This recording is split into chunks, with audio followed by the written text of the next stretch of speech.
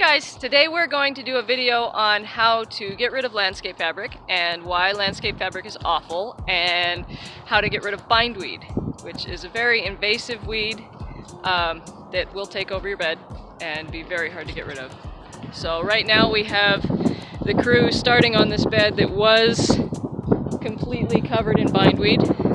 So the property owners hired somebody to put down landscape fabric, and of course the fabric didn't work because fabric almost never does.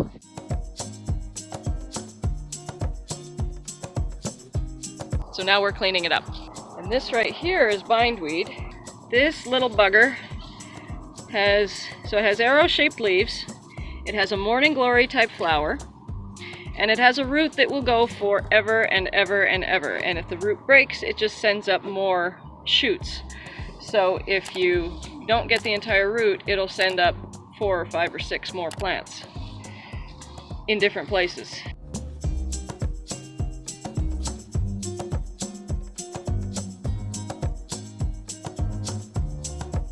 So it's very difficult to eradicate, and you have to really keep on top of it for a long time. So we've discovered another problem, and that is we have mulch, and then the fabric, and then more soil, and then plastic underneath that. Not quite sure what the purpose of this was.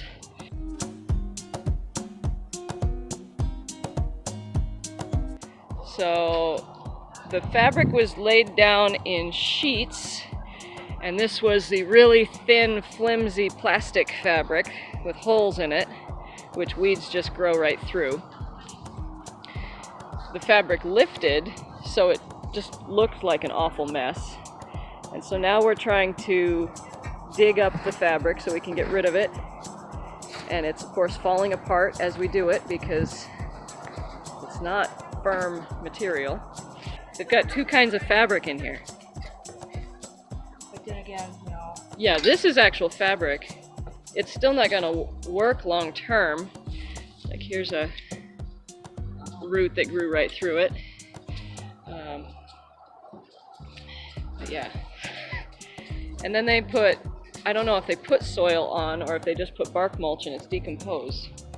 But we've got, it looks like at least 6 inches of material on top of the fabric, which just defeats the entire purpose.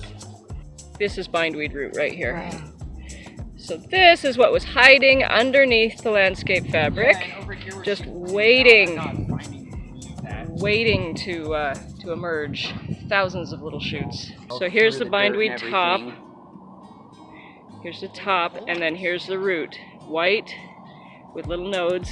Now this one's straight, the other stuff's curved, but I bet I know why it's curved is because it was hitting the plastic.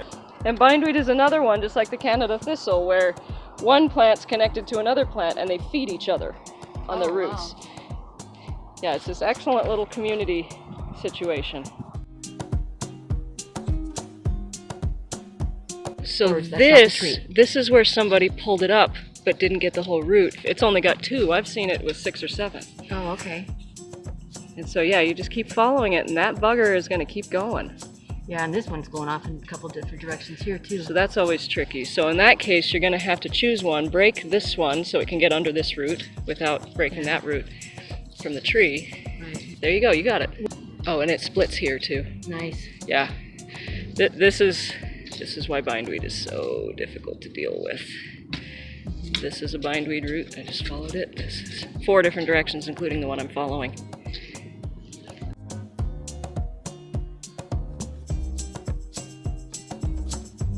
Here's another one that the top was popped off, and look how thick this is.